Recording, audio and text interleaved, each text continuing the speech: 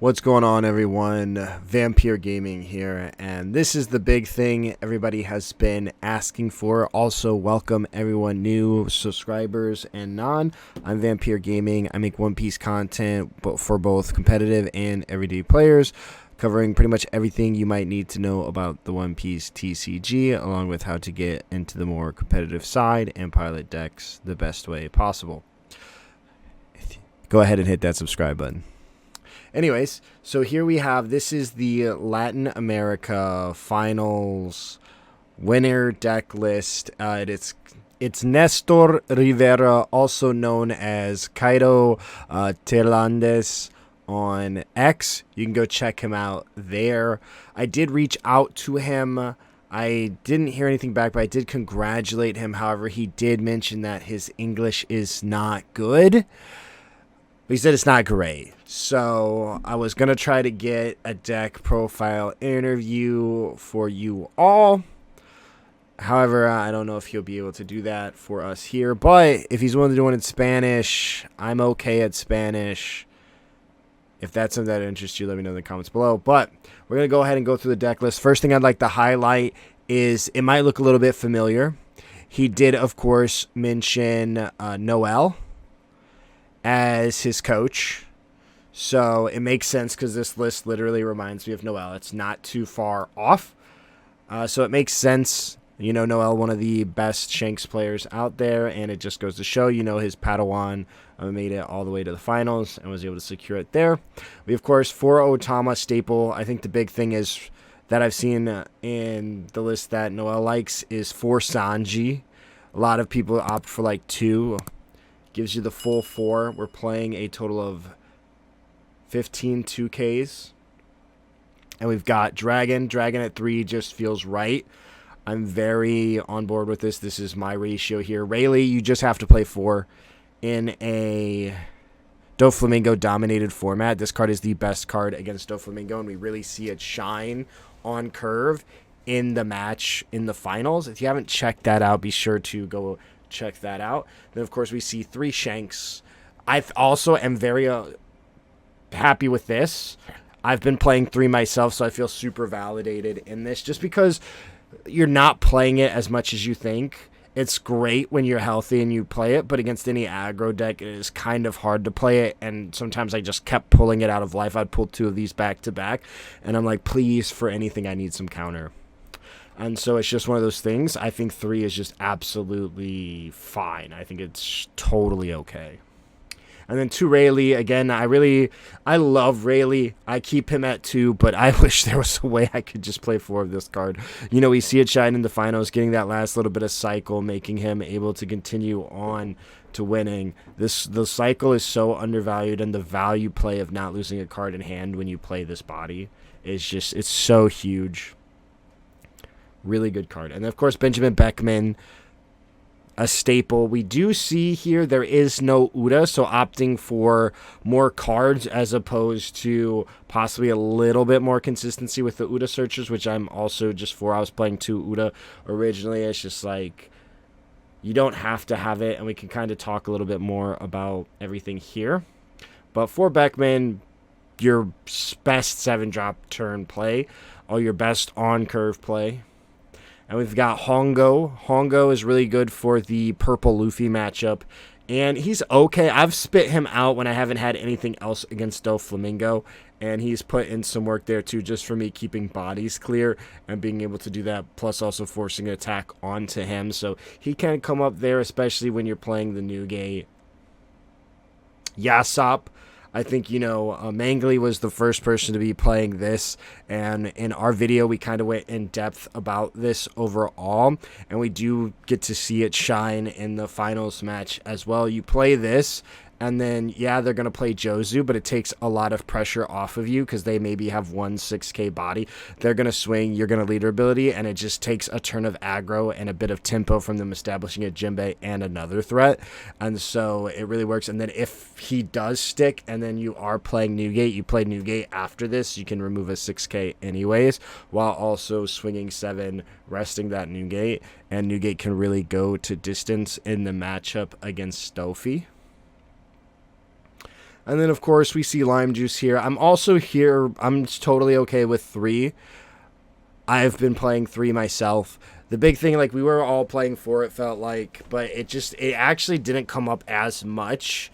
Like, it's Lucci blockers and the Nico, Robin, and Nami blockers that you're going to get to do this with. Anything else, like Doflamingo, you're going to need an Otama to go with it, which is kind of expensive and also kind of hard to do. So I think that 3 is okay. And then, of course, Lucky Roo. This card, I think, is one of the most debated cards in Shanks. We all know it's very good against Purple Luffy. It goes to distance against Purple Luffy, helps take a lot of pressure off in that matchup. And so we love to see that. It also is, it's okay. The big debate is, like, some people are like, it's really good against Dofi. And at the same time, it's really not. And that being because they have 4-drop Law. And you're just like, boop, bounce it back. And you're like, oh, okay, great, thanks. And, you know, they can load up the Law with their Teach, attach 2, attach 1, attach whatever, spit out the Law, swing, bounce him before it even goes to being able to block, and little things like that. But if they don't have the Law, or in, like, late game, where that 4 Dawn really matters, it matters. That's why Teach goes the distance, because then they get to swing 7 instead of paying 4 to play it. This card can really be a headache, but that extra blocker just matters. That 4 Dawn cost versus the 5 Dawn cost really matters. But yeah, we got 3 Lucky Roo, 1 Goldie Roger. I talked to my friend at the event. I was like, I think you just have to play Roger just because there's BY Luffy, and this card can really come up there. But it's also like, it can come up in almost any matchup. There was one, I pulled this out of life. They had no more swings. If I just took both my life, I would have won the game. It is unfortunate. I couldn't have known it was in there, but it creates opportunities for you to get lucky, and it's also not a bad 10-drop against anything that can't remove it as well. Like, if you don't have Shanks, you spit out this if you're healthy, and then it forces them to play a completely different game as well. Now, of course, the Newgate, this also made me very excited to see because I was playing 2 of this. I was opting for 2 personally just because it increases your 7 Dawn curve. The big thing about Shanks is you do really, really good if you can continually curve out. Shanks has a hard time playing and recovering and stabilizing if you're unable, especially in the larger turns, and with the big drops, the 7, the 8, the 9. Those curves are so important for you to establish a kind of a threat while also doing some form of removal. Because if you miss that, they can definitely run away, especially in Dofi. So I was running to just to increase the consistency of having a 7-drop play. And this is the second best one for, other than Beckman. And then, of course, Newgate can be the MVP against Doflamingo. And then, again, one of those widely debated cards, Portus Ace. We, of course, you know, when it came to North America, we did see a decent amount of Lucci, and this card is the MVP against Lucci. It costs you 0 hand value to save over Marco, while costing you the removal element, but it also cannot be Jozu'd, so they can't do a Jozu to put this back in your hand, and it also cannot be 7 Linland, or 9 Linland. And it's just all those different things that can really give this card a lot more value than we're used to.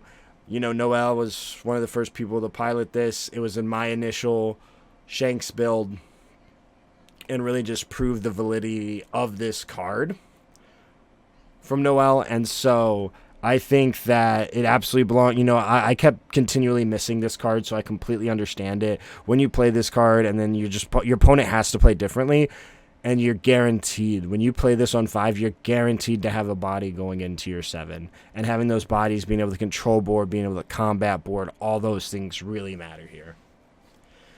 And then, of course, Gum Gum Red Hawk. Huge card. A lot of people ask me because I've continually played it. This was one of those cards I played way early in my Ace build. I was playing like 3 or 4 of these, and I absolutely loved it. A lot of people like, oh yeah, it's great against Doflamingo, but still great to keep you alive. If you play Rayleigh and you leave this up, you, 1, took off two characters worth of pressure, and now you have a 4K as well to counter out. So it really, and you're possibly removing a body too. You're really doing a lot with these together. And just this in general to be able to protect yourself. I've won games just by leaving 4 Dawn up. You know, I can establish Rayleigh, draw 2, trash 1, leave 2 up. I've got 2 Red Hawks and a blocker in your way now. Just small things like that. Like, this card can really do a lot. And I think it's just like one of those things, if you play Newgate, I think you can really kind of understand that. Just having that counter goes a very long way. Because this plus this, automatic 10k. One of these and your leader is 10k worth of defense. And so then they have to have, you know, they have to go 10. Otherwise, you're countering out of a 9. You're guaranteed to counter out of a 9 with just one of those. With 2 of these, you're countering out of a 14. 2 of these, because you got 8, 13, you go 14. So you're counting out of a 13, technically. But, yeah, that just with 2 cards. So it's things like that that really go to distance. And then you've got Bad Manners Kick Horse. 2 of these, I think it's completely okay. Obviously, who am I to judge a champion's deck list, right? So I'll completely give him his kudos. But I do I saw this list. I was like, yeah, it makes sense. It makes sense. And, you know, you see the Noel inspiration. You see him shout him out and just things like that. Again, let me know if we can get an interview, even if it's in Spanish, if that's something you're interested in. And as always, be sure to hit that subscribe button. It helps me out a ton, and I will see you all in the next one.